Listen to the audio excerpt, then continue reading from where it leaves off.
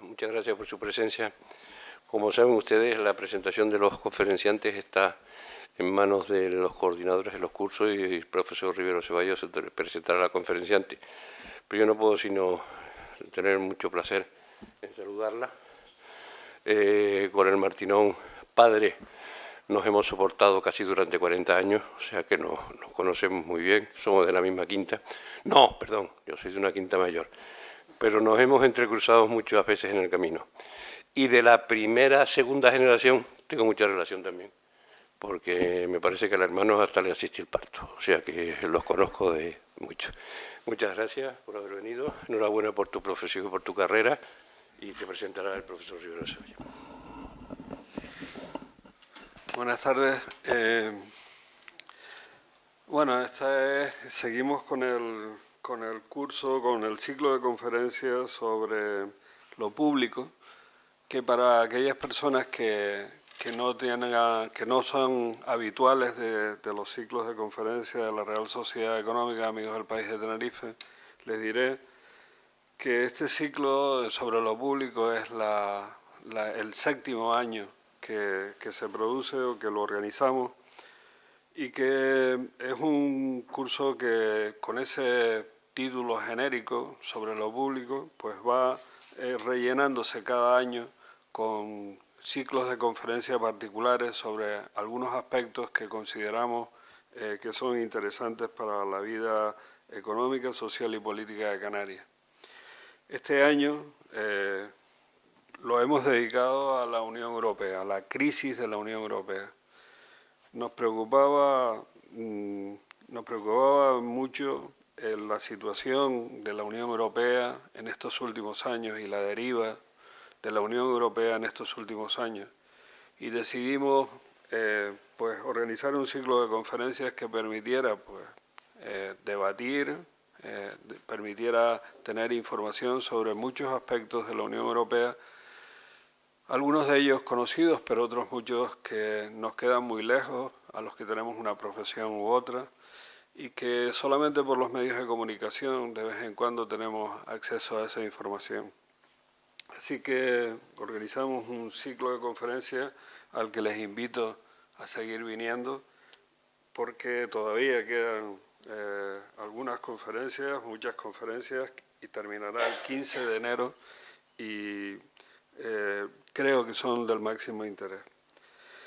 En esta ocasión, la conferenciante es Ruth Martinón Quintero, es profesora ayudante doctor del área de Derecho Internacional Público y Relaciones Internacionales, directora académica del Centro de Documentación Europea de la Universidad de La Laguna y miembro del Centro de Estudios de Desigualdad Social y Gobernanza de la Universidad de La Laguna. Doctora por la Universidad Carlos III de Madrid, es licenciada en Derecho por la UNED y en Ciencias Políticas, especialidad de Estudios Internacionales por la Universidad Complutense de Madrid. Su investigación ha evolucionado desde el ámbito de las políticas públicas a los estudios del derecho internacional. Actualmente, su línea principal de investigación es el derecho internacional de los derechos humanos, en particular los mecanismos de protección en Europa y en el espacio interamericano, la relación entre corrupción y derechos humanos y el derecho de los derechos humanos respecto a las empresas transnacionales. Hoy Ruth Martinón va a desarrollar una conferencia sobre el Tribunal de Justicia de la Unión Europea y los problemas de legitimidad. Así que les dejo con Ruth Martinón Quintero. Buenas tardes. Muchas gracias, profesor Rivero Ceballos. Gracias a la Real Sociedad Económica de Amigos del País. Y bueno, gracias y felicidades a los organizadores del ciclo de lo público por alcanzar la 7ª edición.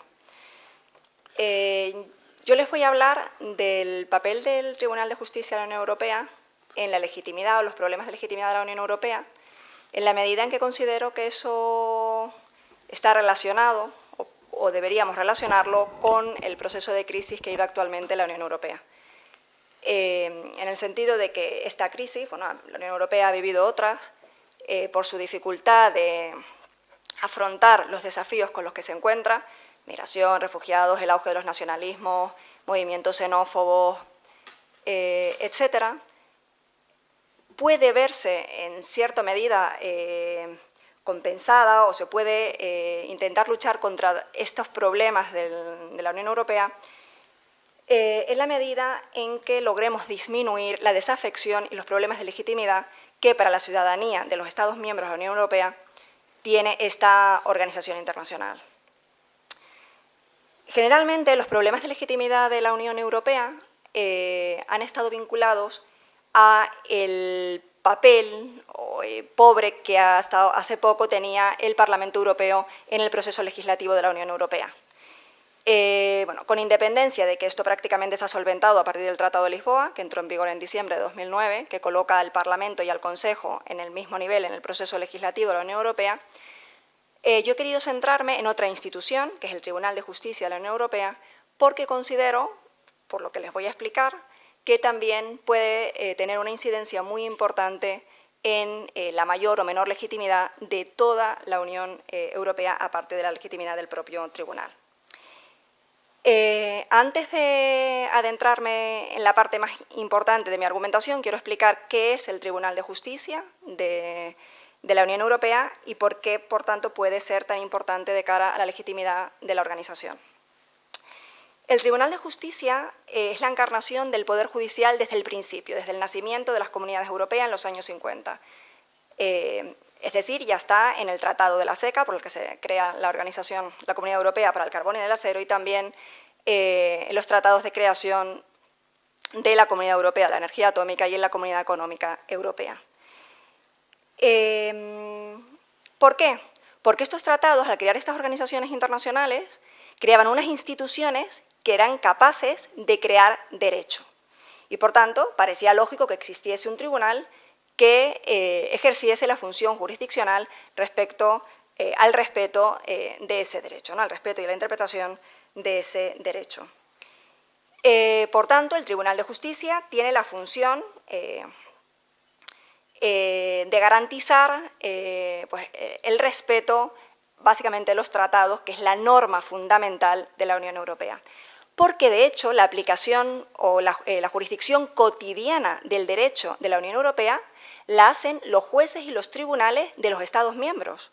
Del mismo modo que la aplicación cotidiana de la normativa comunitaria la hacen en la mayor parte las administraciones de los Estados miembros, la función jurisdiccional también la hacen de forma ordinaria los poderes judiciales de los Estados miembros. ¿Quiénes pueden acudir o plantear una demanda ante el tribunal? Los Estados, las propias instituciones de la Unión Europea y, en casos muy concretos, muy especiales o con muchas condiciones, los particulares. Quiero detenerme solamente un segundo en un sistema de recursos que se llama la cuestión prejudicial, que permite que todos los jueces y tribunales de los Estados miembros, cuando tienen una duda sobre el derecho europeo que están aplicando, elevan una consulta al Tribunal de Justicia de la Unión Europea. Para luego, en función de la decisión, de la respuesta que les da este tribunal, acabar resolviendo el caso. Es un instrumento muy útil, muy importante, para lograr una interpretación homogénea del derecho comunitario en los 28 Estados miembros. El Tribunal de Justicia de la Unión Europea ha sido fundamental en el proceso de integración europea. De hecho, la Unión Europea de hoy no sería la que es sin el papel del Tribunal de Justicia de la Unión Europea, porque debido al uso de una técnica que les voy a explicar ahora, ha llevado a avanzar en el proceso de integración de una forma probablemente mucho más profunda y más rápida de lo que los Estados, o al menos algunos de ellos, tenían previsto. ¿Y eso por qué? Porque en gran medida ha utilizado una técnica que se llama la teoría de los poderes implícitos. Las comunidades europeas antes, la Unión Europea ahora, podían actuar, es decir, aprobar actos legislativos en aquellas competencias que los Estados miembros le habían delegado a las comunidades europeas o a la Unión Europea. Y las instituciones podían actuar de acuerdo a aquellos poderes que les han sido otorgados a través de los tratados. Pero, a partir de una posibilidad que da el tratado y luego por una interpretación muy amplia de uso de esta teoría, el tribunal ha entendido que esas competencias y esos poderes se pueden ampliar cuando son necesarios para alcanzar objetivos que aparecen en los tratados. Esto a veces ha llevado a crear políticas muy importantes. La política de consumidores, la política de medio ambiente, la política regional, nació primero con la consagración jurisprudencial antes de que estuvieran recogidas en los tratados, porque el tribunal les dio el visto bueno al considerar que eran necesarias, de acuerdo para un buen funcionamiento del mercado interior, de acuerdo a la consecución del objetivo de un desarrollo armonioso de las actividades económicas y una expansión continua y equilibrada, que es un objetivo que sí aparece en los tratados. ¿Qué sucede? Que este activismo jurisprudencial, que hoy voy a explicar lo que es el activismo jurisprudencial, ha despertado la crítica de aquellos que han considerado que el tribunal ha hecho más de lo que tenía legitimidad para hacer.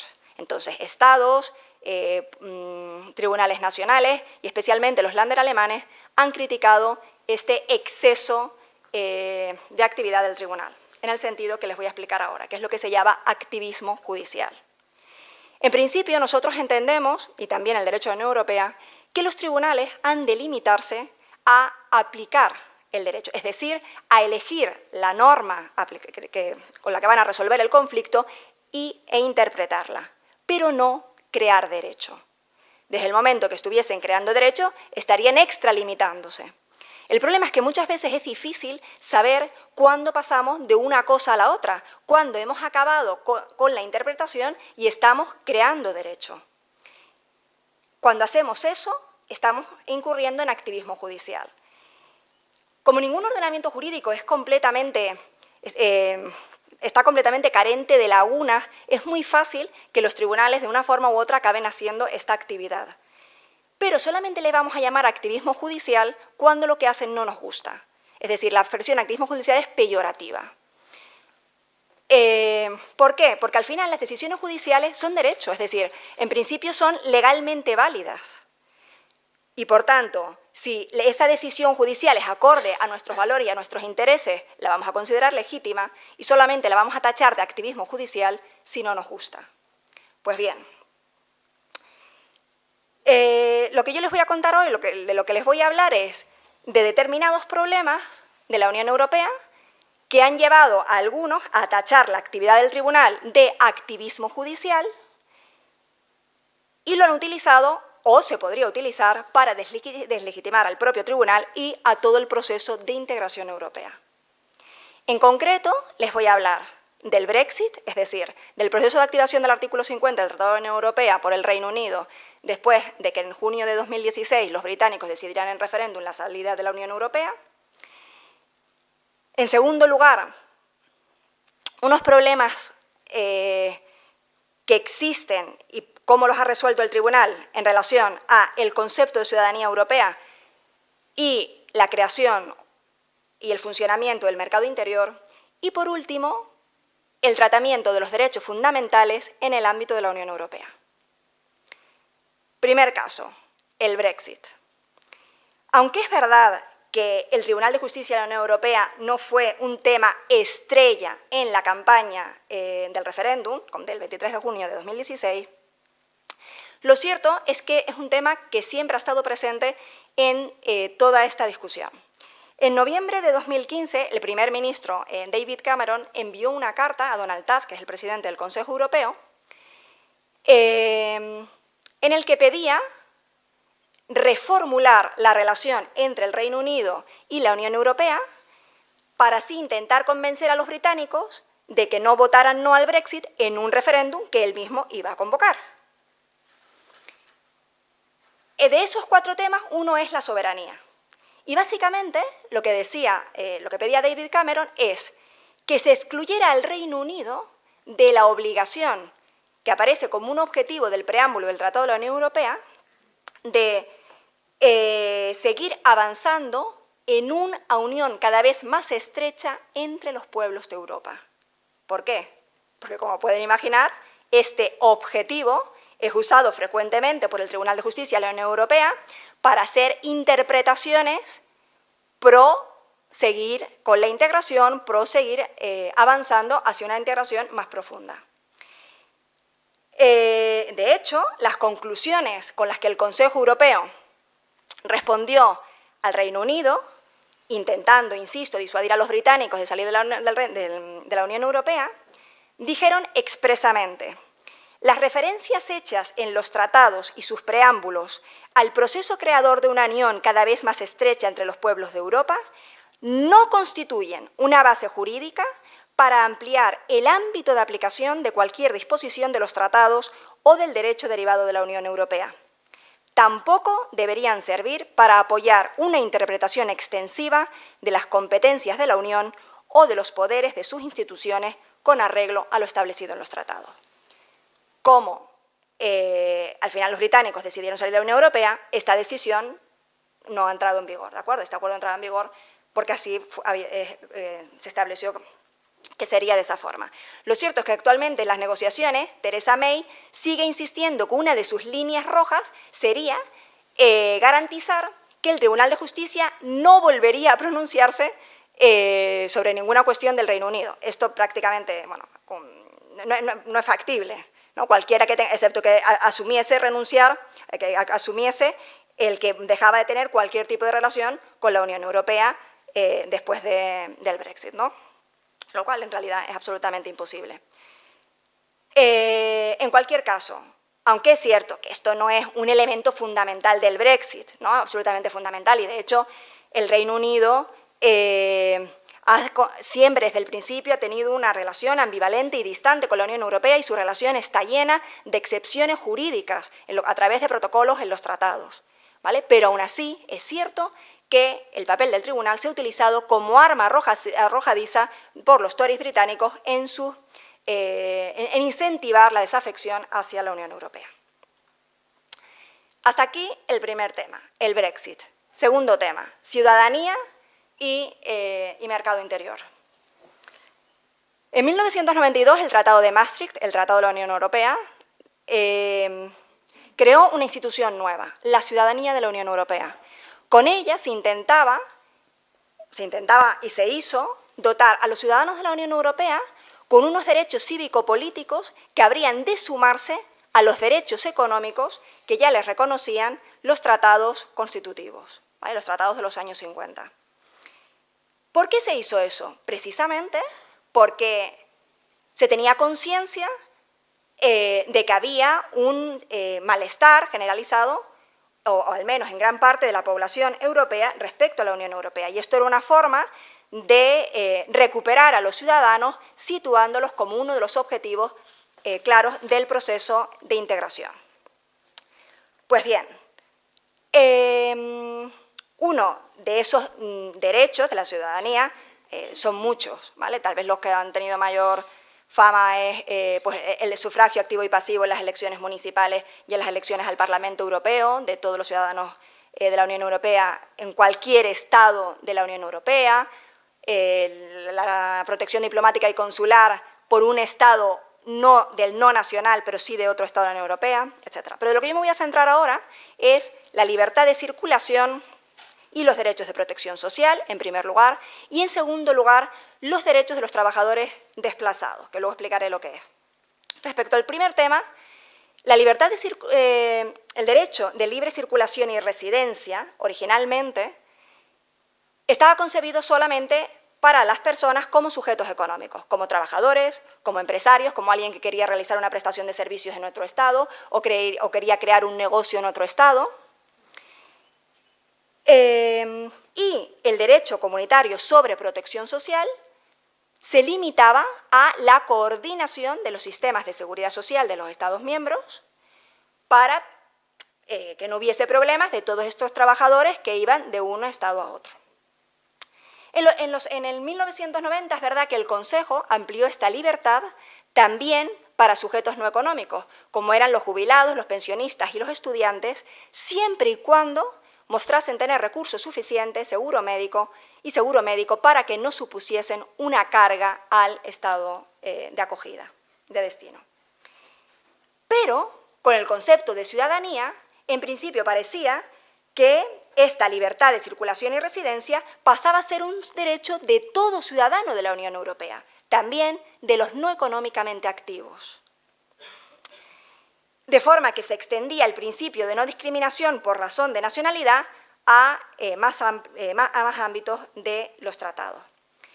Sin embargo, este nunca ha sido concebido como un derecho sin limitaciones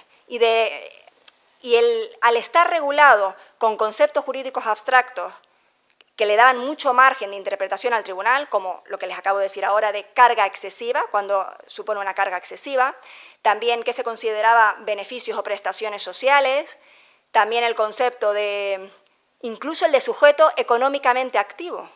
Por ejemplo, una persona que está buscando trabajo, ¿es económicamente activo o solamente lo es cuando ya tiene el trabajo? Pues bien,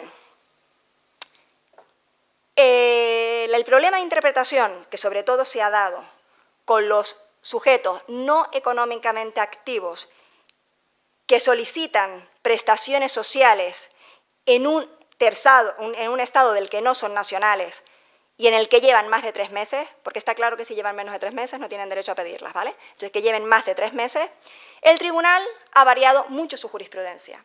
En un primer momento fue muy generoso e interpretó que, por ejemplo, una persona que estaba buscando empleo de manera activa tenía derecho a prestaciones sociales que le permitiesen mantenerse en ese estado para poder continuar con esa búsqueda de empleo y lograrlo de manera satisfactoria.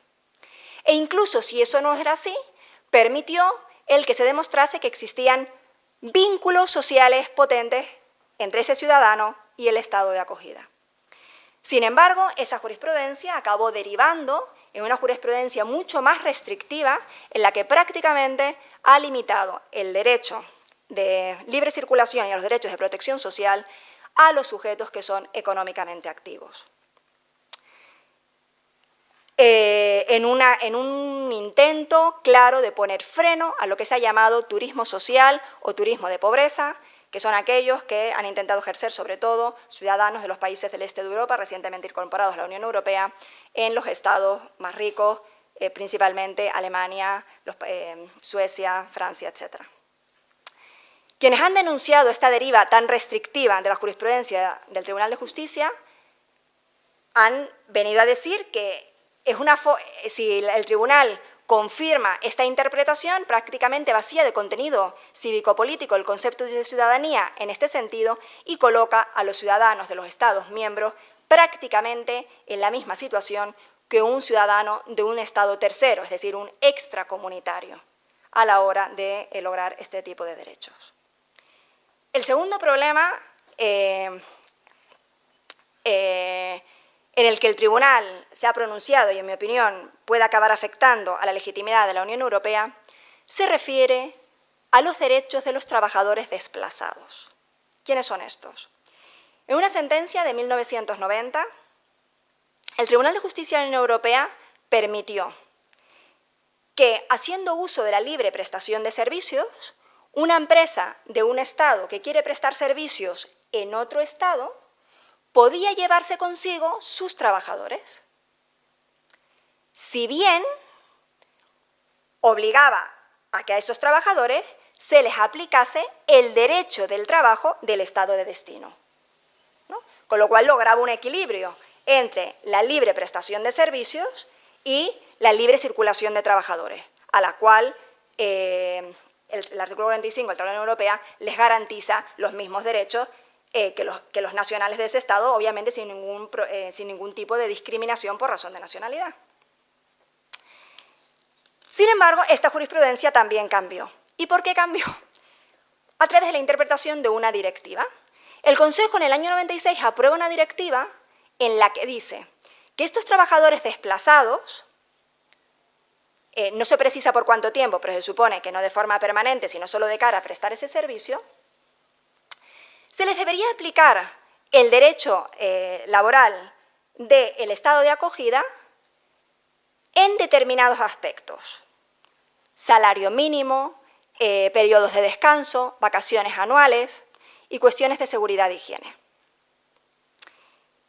Esto, que en principio era un mínimo que todos los estados deberían respetar, ¿no?, para aplicárselo a estos trabajadores, el tribunal lo interpretó también como un máximo, diciendo que no solo es que los estados tenían que garantizar esto a los trabajadores desplazados, sino que tampoco podían garantizar más. Es decir, frenaba a los estados y a los sindicatos que, intentando evitar el dumping social, intentaban igualar las condiciones de estos trabajadores a las de los propios nacionales, ¿no? Imagínense, empresa polaca que se desplaza al Reino Unido con sus trabajadores. Si sigue manteniendo las condiciones salariales, etcétera, que había en Polonia, su facilidad de desplazar en esa prestación de servicio a una empresa británica es descomunal, ¿no? Y hay una competencia absolutamente desleal respecto a los trabajadores del Reino Unido, a los que sí se les sigue aplicando, obviamente, su derecho del trabajo. Bien, bueno, la jurisprudencia del tribunal llegó hasta el punto de decir que incluso aquellas medidas de derecho del trabajo que no estaban pensadas para estos trabajadores sociales, para estos trabajadores desplazados por la prestación de servicios, en la medida en que podían acabar suponiendo que una empresa de otro Estado no se desplazase por culpa de esa normativa, no eran acorde al derecho de la Unión Europea y a esta directiva del año 96, porque suponían una barrera no arancelaria. Esta jurisprudencia fue confirmada en una nueva directiva del año 2014, de forma que acabó completamente consolidada en el derecho de la Unión Europea. Antes de decir cómo esto ha evolucionado, quiero parar un momento para que vean la importancia que tiene esto en los problemas de legitimidad. He cogido un párrafo que a razón de esta cuestión escribió un abogado general. Los abogados generales son unos juristas que, cuando el Tribunal de Justicia tiene que conocer un caso, emiten un informe. No son jurídicamente vinculantes, pero se supone que el tribunal los debería tener en cuenta. El abogado general Jacobs dijo: los nacionales de cada Estado miembro tienen derecho a vivir, trabajar y ejercer actividades económicas en otros Estados miembros en las mismas condiciones que la población nacional. No deben ser simplemente tolerados como extranjeros, sino recibidos favorablemente por las autoridades del Estado de acogida como nacionales comunitarios que tienen derecho, en el ámbito de aplicación del tratado, a todos los privilegios y ventajas de que gocen los nacionales del Estado de acogida.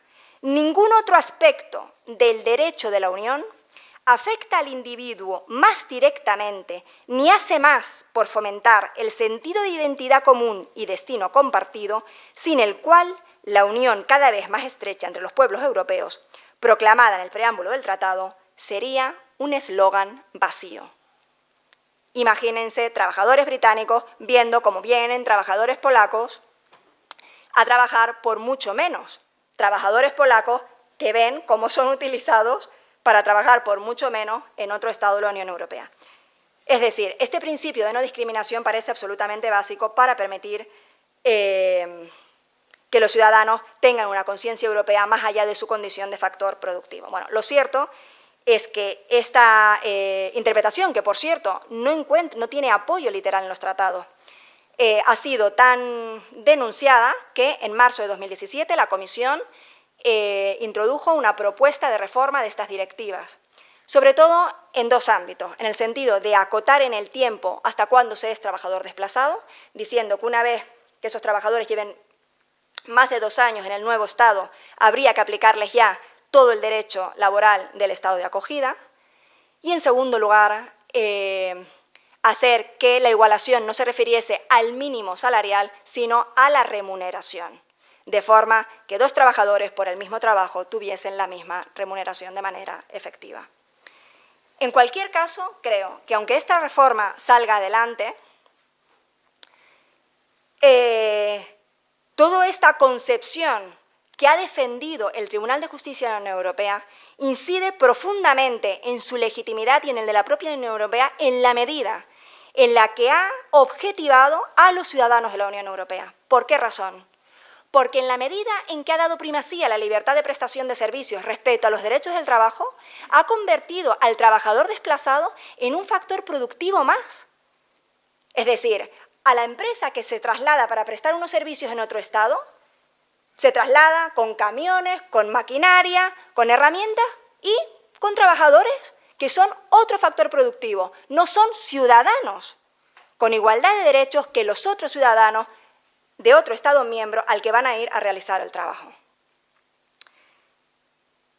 Por último, aunque en mi opinión, lo más importante, los derechos humanos en la Unión Europea. Los tratados constitutivos de la Unión Europea de los años 50 no mencionan en ningún momento los derechos fundamentales. ¿Por qué razón? Bueno, a los estudiosos les han ocurrido varias ideas. Una podría ser simplemente porque no se pensaba que la creación de un mercado interior pudiese acabar interfiriendo en los derechos fundamentales, sobre todo en un momento en el que sobre todo se hablaba a nivel internacional de derechos cívico-políticos, ¿no? Con una menor importancia para los derechos económicos, sociales y culturales. Y luego también otra explicación fue que hubo una especie de acuerdo tácito entre las comunidades europeas, creación de un mercado común, y el Consejo de Europa. El Consejo de Europa es una organización internacional distinta a la Unión Europea, que nace en el año 49 y rápidamente se especializa en la protección de los derechos fundamentales, creando el sistema más potente de protección internacional de derechos humanos del mundo, el único que permite a los ciudadanos de sus, creo que actualmente son 47 Estados miembros, porque no solamente son los 28 de la Unión Europea, sino todos aquellos otros democráticos que pueden ser calificados de europeos, incluidas las repúblicas caucásicas. Todos esos ciudadanos de todos estos estados, una vez agotados sus recursos internos, pueden interponer recursos ante el Tribunal de Justicia, al Tribunal Europeo de Derechos Humanos, el Tribunal de Estrasburgo, que es el Tribunal del Consejo de Europa. Entonces, cerrado paréntesis, se podría entender que había un acuerdo tácito, comunidades europeas, mercado, y así cultivar la solidaridad material entre los pueblos de Europa, Consejo de Europa, derechos humanos. Lo cierto es que llegó un momento que la fricción del derecho comunitario con los derechos fundamentales se hizo evidente. En un primer momento, el Tribunal de Justicia, ante esta situación, el Tribunal de Justicia de la Unión Europea tuvo una primera etapa que se llamó inhibicionista. Pero entonces, varios tribunales constitucionales, sobre todo el Tribunal Constitucional alemán, sacó las garras y dijo: entonces, yo voy a cuestionar, si tú no mantienes la salvaguarda de los derechos fundamentales, yo voy a cuestionar el principio de primacía del derecho de la Unión Europea, porque no voy a dejar sin protección a mis ciudadanos, sin la protección de la Ley Fundamental de Bonn en materia de derechos humanos. Ante esto, el Tribunal de Justicia de las Comunidades Europeas recula y empieza a asumir los derechos fundamentales como principios generales del derecho. Los principios generales del derecho son aquellos que el tribunal puede extraer como implícitos o fundamentos básicos del ordenamiento jurídico del que está conociendo. Entonces, el tribunal los fue extrayendo del propio derecho de las comunidades europeas, de los derechos constitucionales de los Estados miembros y del derecho internacional de los derechos humanos de aquellos tratados que son firmados por los Estados miembros de la Unión Europea. Aún así, esta situación esta actividad del Tribunal de Justicia de la Unión Europea hizo que los tribunales constitucionales se calmaran y elaborasen lo que se llamó la doctrina de la protección equivalente. Y dijesen: muy bien, mientras tú, Tribunal de Justicia de la Unión Europea, desarrolles una protección equivalente de los derechos humanos a la que yo tengo en mi Constitución, la voy a aceptar y no voy a cuestionar estas decisiones. Sin embargo, pese a esto, parecía anómala esta situación, es decir, una Unión Europea con cada vez más competencias y sin ningún derecho positivo en materia de derechos fundamentales. Entonces se plantearon dos vías posibles de solución. La primera vía era dotar al proceso de integración de la Unión Europea con su catálogo de derechos fundamentales en derecho positivo. Segunda solución, que la Unión Europea se adhiriese al Convenio Europeo de Derechos Humanos, es decir, al del Consejo de Europa. La primera opción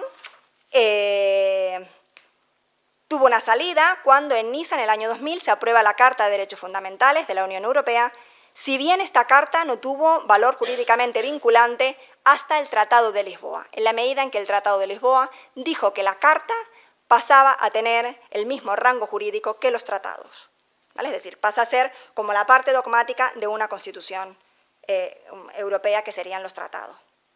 La otra vía era la adhesión ¿no?, de las comunidades europeas, actualmente la Unión Europea, al Convenio Europeo de Derechos Humanos.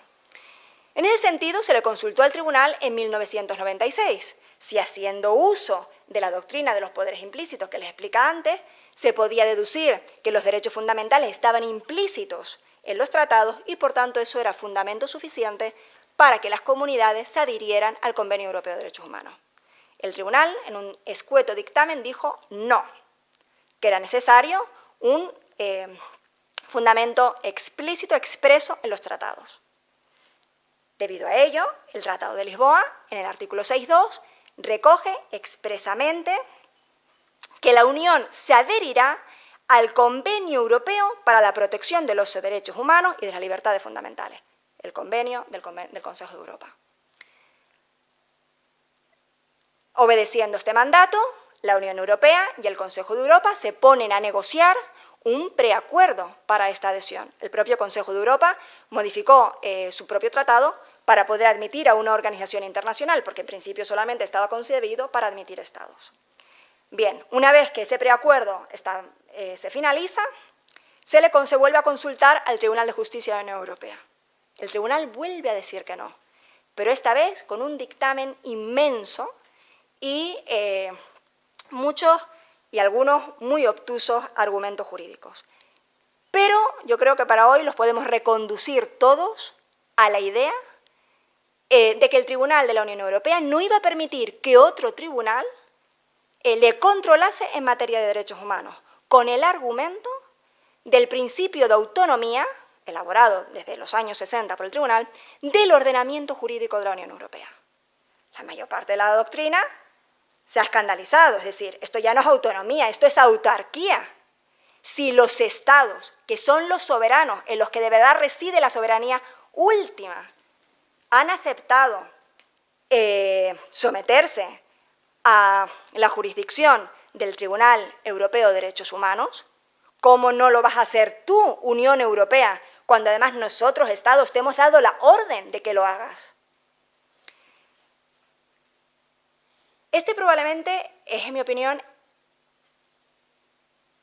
el mayor desafío que el tribunal hace a cuestiones básicas de legitimidad. Primero, porque se ha quedado solo, es decir, el resto de las instituciones no le apoyan. En los otros casos, el tribunal generalmente lo que venía a hacer era ratificar decisiones que ya habían adoptado el Consejo, el Parlamento, etc. En este caso, no. Es el tribunal el que dice que no frente a los estados y frente a todas las instituciones de la Unión Europea. Pero además de eso, porque es claramente es el dictamen en el que, en mi opinión, de forma más evidente, se puede ver la falta de acatamiento del tribunal del principio de que los tribunales se someten a la ley y deben limitarse a su interpretación. El problema es qué sucede ahora, ¿no?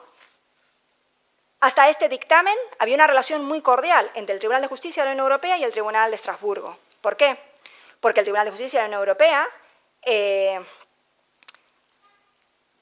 había aceptado o seguía de manera más o menos explícita la propia jurisprudencia del Tribunal de Justicia del Tribunal Europeo de Derechos Humanos. Y porque al mismo tiempo el Tribunal Europeo de Derechos Humanos, aunque había controlado el derecho de la Unión Europea de dos formas. Lo controlaba bien a través de los actos de ejecución de los estados, porque el Tribunal de Derechos Humanos dice, es que claro, yo no puedo dejar indefensos a los ciudadanos de los estados miembros del Consejo de Europa porque esos estados hayan delegado X competencias a la Unión Europea. Y en segundo lugar, ha habido casos en que ciudadanos que han visto sus derechos, que han considerado que sus derechos estaban siendo vulnerados por el derecho comunitario directamente, lo que han hecho es presentar una reclamación, una demanda ante el Tribunal Europeo de Derechos Humanos denunciando a los 28 Estados miembros de la Unión Europea. Como no pueden denunciar directamente a la Unión Europea, han denunciado a los 28 Estados miembros. Al principio no se admitieron a trámite, al final estas denuncias han sido admitidas a trámite. Y encima la Unión Europea, como no es parte, no puede personarse en juicio y defender su propia perspectiva. Pese a esto, las relaciones eran cordiales porque del mismo modo que los tribunales constitucionales de los Estados miembros adoptaron esa doctrina de la protección equivalente, el Tribunal de Estrasburgo, el Tribunal Europeo de Derechos Humanos, había hecho una cosa similar y había considerado que mientras el Tribunal de la Unión Europea desarrollase una protección equivalente de los derechos humanos, ellos se iban a inhibir. Que lo sigan haciendo ahora, después del dictamen del Tribunal de Justicia de la Unión Europea, es bastante dudoso. En cualquier caso, probablemente lo más grave, aparte del exceso de soberbia del Tribunal de Justicia de la Unión Europea en este caso, es que en toda su argumentación en ningún momento mostró ni la más mínima preocupación, ni lo menciona la protección y la salvaguarda de los derechos humanos. Por tanto, de los casos que les he planteado, yo creo que muestran cómo el Tribunal es una institución clave en el proceso de integración europea. Yo creo que en el equilibrio que en un principio intentó mantener entre pro-integración y salvaguarda de derechos de los particulares, en gran medida se ha inclinado ante lo primero, hacia lo primero, aunque probablemente eso acabe pasando factura en contra de esa misma integración, precisamente por estos problemas que puede generar de legitimidad, y desde luego ha generado muchos recelos en todos aquellos que se ven bien en un principio, que no están de acuerdo en su interpretación y en el derecho que han ido creando, pero también en aquellos que consideran que es muy importante seguir manteniendo el que los jueces y tribunales en los estados de derecho, al menos que no son del common law, han de estar completamente sometidos a la norma jurídica. En el caso del Brexit, es verdad que probablemente se trata de críticas especialmente utilizadas por los Tories británicos en su argumentación interna, política interna, para incentivar la salida de la Unión Europea. Pero en el segundo caso, o en los que les he explicado, de confrontación del concepto de ciudadanía cívico-política y los derechos, y el funcionamiento del mercado interior, dando primacía a la libre circulación de servicios respecto a la libre circulación de trabajadores e ignorando cualquier cuestión o principio de solidaridad para aquellos desplazados que no son sujetos económicamente activos, creo que sí que puede incidir directamente en la legitimidad, por lo que vimos antes, de vaciado del concepto de ciudadanía de la Unión Europea, que, como dije, fue creado en el año 92 precisamente para intentar lograr un mayor acercamiento, una mayor simpatía de las ciudadanías de la Unión Europea por el proceso de integración. Y por último, el caso de la imposibilidad de adhesión al Convenio Europeo de Derechos Humanos por culpa del dictamen del Tribunal de Justicia de la Unión Europea, tanto por su problema de falta de respeto a la función judicial, de cómo la función judicial debe someterse a la ley. Insisto, el tratado dice la Unión Europea se adherirá al Convenio Europeo de Derechos Humanos. Es claramente una orden explícita. Y segundo, por su menosprecio, en el fondo, en su discurso, en su argumentación de la salvaguarda de los derechos humanos. En cualquier caso, como creo que otra Europa es posible, y creo que además el Tribunal lo sabe, quiero recordar aquí las palabras del profesor Carrillo Salcedo, catedrático de Derecho Internacional, fallecido en el año 2013, cuando un año antes la comunidad autónoma andaluza, le concedió el premio Blanco White al movimiento europeo. Decía el profesor Carrillo Salcedo la necesidad de mantener la esperanza en una Europa de los ciudadanos y no solo de las élites, en una Europa refugio y no fortaleza, capaz de regular los flujos migratorios desde la perspectiva de los derechos fundamentales de todo ser humano, en situación regular o irregular, y no únicamente desde la dimensión económica del problema. En una Europa que rechaza el racismo y la xenofobia, en una Europa capaz de superar los vientos del populismo que ya nos trajeron el fascismo y el nazismo y que de nuevo nos amenazan. En una Europa que ha de ser un espacio político compartido de libertad, de igualdad y de solidaridad. Muchas gracias.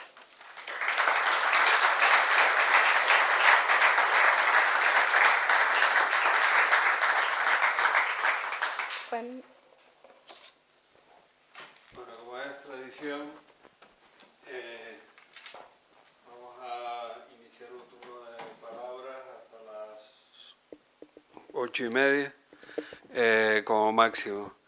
Muchas gracias, doctora Ruth Martinón, por su brillante intervención. Tienen la palabra. Sí. Bueno, salud. A mí me gustaría saber por qué se ha tenido tanta permisividad, desde mi punto de vista, laxitud con el Reino Unido, que me da la sensación de que sigue tratando de imponernos su viejo imperio. La segunda parte de la cuestión es cómo van las conversaciones una vez salido del Brexit y qué se puede esperar. Y por último, felicitar a la Económica Ley por la puntualidad y espero que siga así. respondo ahora. Sí, porque no creo que haya más sobre esta pregunta. La laxitud con el Reino Unido, imagino que se refiere a... ¿Cómo se dice en español? A todas las excepciones que se le han permitido al Reino Unido, porque el Reino Unido es fundamental en el proceso de integración europea. De hecho, realmente es una desgracia que el Reino Unido salga de la Unión Europea. No solamente por el papel que jugaba en el equilibrio de poderes entre Francia y Alemania, sino también porque es una de las grandes potencias europeas y debe estar ahí. De hecho, ahora en el proceso de negociación, la Unión Europea intenta ponerse dura, ¿no? Y le está diciendo al Reino Unido, aclaremos primero cuáles son las condiciones de salida y hablemos luego de cuál es nuestra relación futura.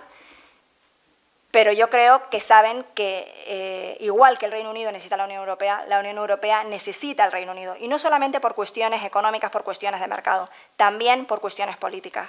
La Unión Europea necesita un Reino Unido que esté con ella, y no con Estados Unidos, con la Commonwealth o con lo que sea, ¿no? Ahora, ¿cuáles son las posibilidades de encaje? Pues no lo sé, de hecho es una cosa que estoy estudiando, ¿no? No creo que pueda tener un encaje como Suiza, en el que cada nueva regulación del mercado es un nuevo tratado, pero tampoco sé si el Reino Unido aceptaría un encaje como el del espacio económico europeo, como tienen Noruega, Islandia y Liechtenstein, en el que van aceptando todas las nuevas decisiones del mercado, bueno, excepto en los ámbitos que no están dentro del espacio económico europeo, pero sin tener voto en el Consejo ni en el Parlamento, ¿no? No lo sé, ya la historia nos acabará diciendo. Yo quería saber el tema de Turquía y todos esos países nuevos que vienen. ¿Qué tal? Quería saber sobre el tema de Turquía, ¿no? Y todos esos países nuevos que quieren entrar en la Unión Europea, y más el tema de Turquía, ¿cómo va? En el tema de tratado, si tiene visos de... Turquía tiene el Tratado de Asociación, que saben que es el acuerdo previo al Tratado de Adhesión, desde hace décadas. Su entrada era imposible, y en parte sigue siendo imposible por esta razón, por el conflicto en Chipre, y en cualquier caso, aunque es verdad que... A ver, el artículo 2 del Tratado de la Unión Europea establece como valores fundamentales que el artículo 7 dice que tienen que tenerse en cuenta no solamente para la adhesión, sino también para la permanencia de cualquier Estado, no solamente ser un Estado europeo, sino también ser un Estado democrático de derecho que garantiza los derechos fundamentales, los derechos de las personas pertenecientes a las minorías. Turquía no encaja. Y es verdad que ustedes me pueden decir que hay Estados del Este en los que tal vez tampoco parezcan encajar, pero como hay más oposición política a la entrada de Turquía, es más fácil arguir todo este tipo de problemas para la entrada de Turquía en la Unión Europea. E incluso hay quienes argumentan que no es Europa, ¿no? Es decir, que la península de Anatolia no sería Europa, pero bueno, ya digo que en el Consejo de Europa no solamente está Turquía, está Armenia, está Rusia, o sea que eso sí que yo creo que podría permitir una interpretación mucho más flexible respecto a qué es y qué no es Europa.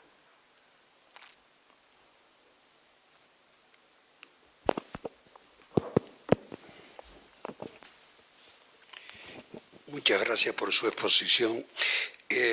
Una de las cosas que nos llama a nosotros, ciudadanos de a pie, aunque un poco retirados mucho de Europa, estamos en África, nos llama mucho la atención quienes, por ejemplo, vivamos en una isla pequeña, tenemos que mantener un ayuntamiento, un cabildo insular, después, por ejemplo, un cabildo provincial, un gobierno autónomo, después el gobierno central, después la Comunidad Europea, después Naciones Unidas, toda una carga que tenemos que mantener todos nosotros. Pero después, en el momento de derechos, ¿dónde vamos? Hay primera, segunda, tercera y cuarta división económica cuando ya no podemos trabajar para tener derecho a una pensión que sea digna, que lo dice la Constitución esta que tenemos nosotros, que se hizo a prisa y corriendo, ¿ya? Y sin embargo, pues no hay esos derechos pues para vivir con dignidad, una vivienda digna, el derecho a la educación y demás. Después, por ejemplo, la cuestión de los jueces. Yo pienso, como ciudadano de a pie, que por encima de un juez no debía estar ni Dios, ¿ya? El juez, siempre que sea justo, sería, por ejemplo, la máxima autoridad para definir las cosas. Pero vemos aquí en este país nuestro donde vivimos, solo va preso el que roba gallinas, aquel que se llena bien las arcas, aquel sigue disfrutando de todo lo robado. ¿Ya? Y nos llama mucho la atención, ¿para qué Comunidad Europea? ¿Para qué Naciones Unidas? ¿Para qué gobierno central? ¿Para qué gobierno autónomo? Todas esas cosas pues nos llaman la atención. ¿Para qué? Para mantenerlo y después no tener derechos. Lo mío es una reflexión, no se preocupe. Bueno, pero me gustaría señalar simplemente una cosa para aclarar, porque una de las cuestiones que incide mucho en la legitimidad de la Unión Europea es la idea de que la burocracia de Bruselas nos sale carísima y que es muchísimo dinero, etc. La Unión Europea se lleva el mantenimiento administrativo de la Unión Europea el 1% del PIB de la Unión Europea, simplemente. Sin embargo, Cuba, el 25% del PIB lo dedica a educación, según el periódico Le Monde. Yo quería felicitar a la doctora Martinón, primero por su currículum y después por la brillante conferencia que nos dio. Lo que se constata es que en la justicia hay el mismo problema que tiene toda la Unión Europea, porque la Unión Europea es un proceso en construcción, ¿no?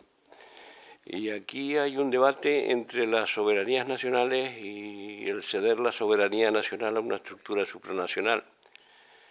Y sobre todo si coges y en esa estructura supranacional en realidad los que mandan son los funcionarios colocados por las estructuras nacionales.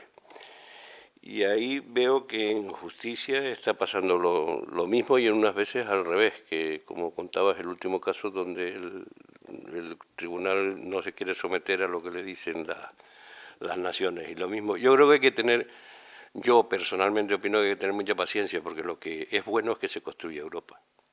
Está teniendo problemas y va a seguir teniendo problemas, pero yo creo que es muy bueno que exista la Unión Europea.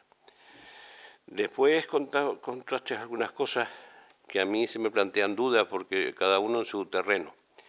Si una empresa sueca se viene con sus trabajadores, si uno de esos trabajadores hay que hacerle una prótesis de cadera, ¿quién lo paga? ¿El Estado donde está trabajando? ¿El Estado donde paga los impuestos la empresa? ¿Con las mismas condiciones que tiene ella de asistencia sanitaria en Suecia o con la mejor condición económica sanitaria que tiene en el Estado español, por ejemplo? ¿Eso cómo se regula? Las prestaciones sanitarias, por ejemplo, los derechos de los trabajadores cuando circulan en Europa, ¿cómo se regulan? En el caso de que sean trabajadores por cuenta ajena normales, es decir, no trabajadores desplazados con una empresa que está realizando una prestación de servicio, no puede tener ninguna discriminación. Es decir, si el sueco viene él solito a trabajar a una empresa aquí y tiene los mismos derechos que cualquiera de nosotros. El problema son estos trabajadores desplazados a los que por una ocurrencia de las instituciones europeas y del tribunal, se les ha sustraído del artículo 45 del Tratado de la Unión Europea, que habla de este principio de no discriminación, porque se ignora su relación laboral con ese empresario que lo están desplazando y solamente se les considera parte de la prestación de servicios. Es decir, se ignora que también es un trabajador. Solamente pasa a ser una pata de la prestación de servicio que esa empresa está realizando en otro Estado miembro. Así a grosso modo. Luego están esos mínimos derechos que sí se le mantendrían. Vamos a ver. Si la operan en España no le cuesta un duro. Si la operan en Suecia, el reino de la socialdemocracia, le cuesta 600 euros. Pues nada, pues no le costaría nada. Si es un trabajador por cuenta ajena, o si es un trabajador por cuenta que no es desplazado, no, se le atiende con los derechos del país en el que está en origen. Pero esos ya son igual que en la seguridad social, en los sistemas de seguridad social, no de sanidad, sino de seguridad social, que ya tienen sus sistemas de cooperación para hacer su... ¿Se le cobra a Suecia? Sí. Y después una pregunta, no sé si inocente. ¿Se puede admitir en los estados de la Unión Europea el asilo político entre estados?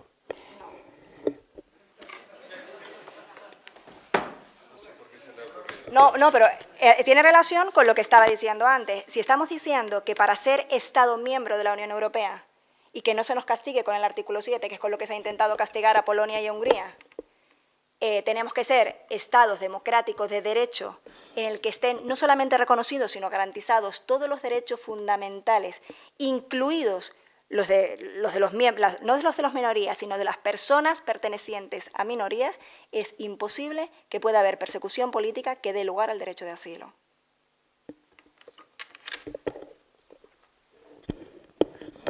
¿Alguna pregunta más? Sí, Rafael.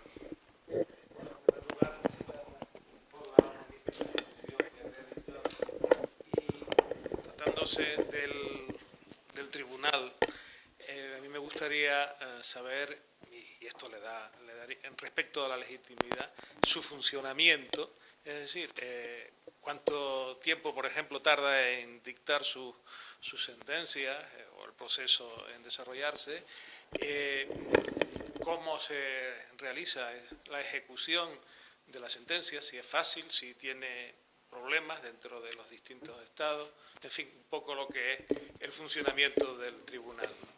Vale, es complejo porque hay muchos tipos de recursos diferentes en función de si el que incumple es un Estado, que entonces es la comisión la que tiene la voz cantante, la que denuncia al Estado. Si la sentencia condena al Estado, en un principio se le llama la atención, luego ya se le podría acabar multando, es un proceso en ese sentido. Hay otro tipo de recursos distintos que son cuando son las instituciones, bien denunciadas por Estados o bien denunciadas por otra institución, la que se supone que ha aprobado un acto que es contrario a los tratados. Y entonces en ese caso el tribunal puede anular esa norma. Y luego el mecanismo más importante, yo creo, para nuestra vida cotidiana, que es lo que expliqué antes de la cuestión prejudicial, en ese caso realmente el tribunal se limita a interpretar o a establecer la validez o no de la norma de derecho derivado respecto a los tratados que el juez nacional, sobre el que el juez nacional está planteando la duda. Pero una vez que el tribunal se pronuncia, el juez nacional se trae la respuesta a casa y tiene que resolver él. Y en última instancia la decisión es suya y solamente suya. ¿Me explico? Con lo cual, al final, aunque es verdad que existe la posibilidad de particulares en casos muy especiales en los que se vieran directamente afectados por una norma de derecho europeo, en que podrían plantear un recurso particular, esto es muy extraño, lo normal es que en estas decisiones en las que el tribunal sí tiene posibilidad de anular una decisión, sería porque bien un Estado, bien una institución de la Unión Europea está diciendo que uno de estos grandes sujetos no cumplen, ¿no? Que se llaman los que tienen recurso privilegiado ante el Tribunal de Justicia. Y respecto a su funcionamiento, el tribunal casi no ha cambiado desde su nacimiento en los años 50. Solamente ha tenido que cambiar por dos cosas. Una es, bueno, por el incremento de número de miembros y luego la otra razón por el volumen de casos. Eso ha hecho que actualmente el Tribunal de Justicia de la Unión Europea tenga dos instancias. El Tribunal General, que hace de primera instancia, y el Tribunal de Justicia. Antes también había uno especial para la función pública, pero ya ha sido subsumido en el Tribunal General. Entonces, excepto que se vaya a crear, que sea un caso nuevo en el que se haya que crear doctrina, y en otros determinados casos especiales lo normal es que conozca el Tribunal General. ¿Vale? Precisamente en este intento de no ser tan lentos. Aún así hay sentencias que tardan 2 años, perfectamente.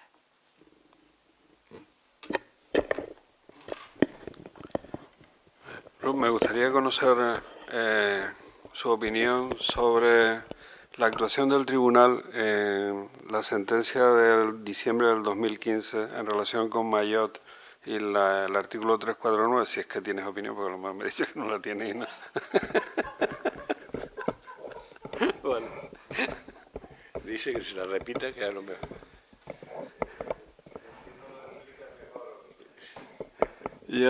Bueno, es que temo meter la pata porque, como todos saben, yo no soy jurista.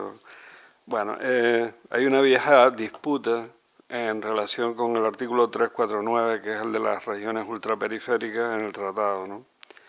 Entonces, cuando Mayotte cambia de estatus en Francia y elige ser región ultraperiférica, se pactan las condiciones por las cuales Mayotte es región ultraperiférica, lo mismo que Canarias tiene sus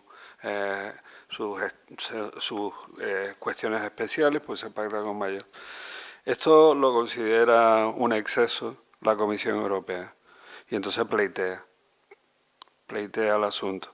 Y el tribunal dicta una sentencia que es muy favorable a la Unión Europea porque zanja una polémica que, digo, ya existía desde hace años, y es si el 349 afecta al derecho primario de la Unión o a todo el derecho de la Unión Europea.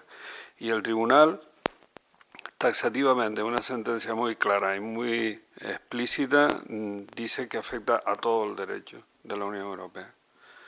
Entonces, esto es casi como una pequeñísima en nuestra medida revolución, una pequeñísima revolución, porque a partir de ahora las regiones ultraperiféricas constantemente, en cada momento, irán diciendo, pero también es verdad que al menos en marzo, cuando estuvimos en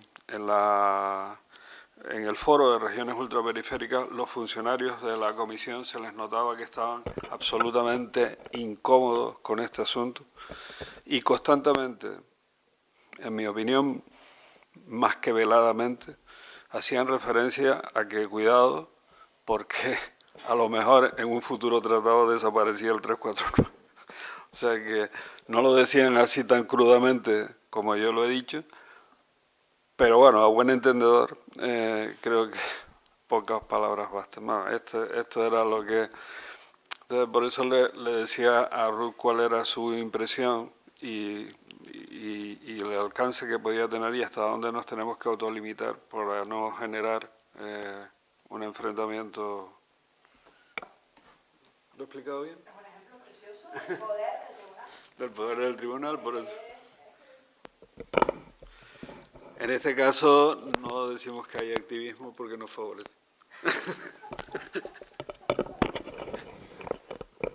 ¿Alguna pregunta más? ¿Alguna pregunta más? Sí. Bueno, a mí me gustaría saber cuáles son las prerrogativas del defensor del pueblo europeo y si se accede libremente o a través de otras instituciones. No, se puede elaborar una... Es muy parecido al nuestro. Y se puede...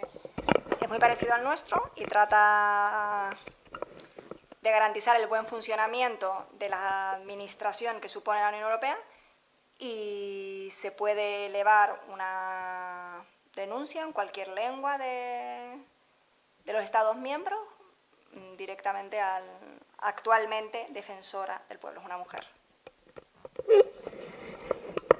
Vamos, si es igual al nuestro, no molesta. ¿Alguna pregunta más? ¿Sí?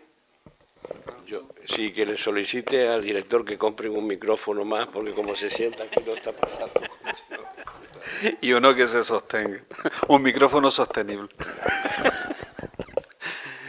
Bueno, pues si no hay ninguna pregunta más, ninguna intervención, pues damos por finalizada la sesión de hoy. Una vez más, Ruth, muchas gracias por tu intervención. Ha sido fantástica, como esperábamos, y esperamos verte más por aquí. Bueno, algunas cuestiones, sí. Vamos a ver, el día 13 de noviembre, adelantamos la conferencia prevista para el 11 de diciembre de Carlos Portugués sobre las regiones ultraperiféricas de la Unión Europea. Saben que Carlos Portugués es miembro de la REPER, es decir, la Representación Permanente de España en Bruselas, y se encarga de los asuntos de las regiones ultraperiféricas. O sea que mejor que él, nadie para informarnos de cómo está todo el asunto de las regiones ultraperiféricas en Bruselas. Entonces la adelantamos al 13 de noviembre. No está en el programa, pero la adelantamos al 13 de noviembre por motivos de viajes, no por otra cosa. Así que después de Ruth, el 13 de noviembre, Carlos Portugués sobre las regiones ultraperiféricas, y el 20 de noviembre, Manuel Álvarez de la Rosa, la política social de la Unión Europea. Y en otra feria, en el ciclo de conferencias del régimen económico fiscal de Canarias, les recuerdo que el día 16 de noviembre dará una conferencia Rodolfo Espino Romero, profesor titular de Economía Aplicada de la Universidad de Las Palmas de Gran Canaria, sobre el diferencial fiscal entre Canarias y la península. Ya les decía el otro día que por primera vez, en términos de novedad, hará público los últimos cálculos que se han hecho sobre el diferencial fiscal después de 14 años de que no se hayan hecho. O sea que es una novedad importante. Y con esto, pues, damos... ¡Ay, perdón! Y aparte de Barranco, el día 3 de noviembre, la Económica celebra su fiesta mayor anual, que es la de San Carlos Borromeo, y tendremos un acto donde entrarán los nuevos socios y habrá un acto de la Sociedad Económica, que es la fiesta del año. Yo es la primera vez que la voy a vivir, pero es el día 3 de noviembre. Y la conferencia la dará el presidente del Gobierno Autónomo, que a lo mejor nos cuenta lo de la ultraperiférica también. Muchas gracias.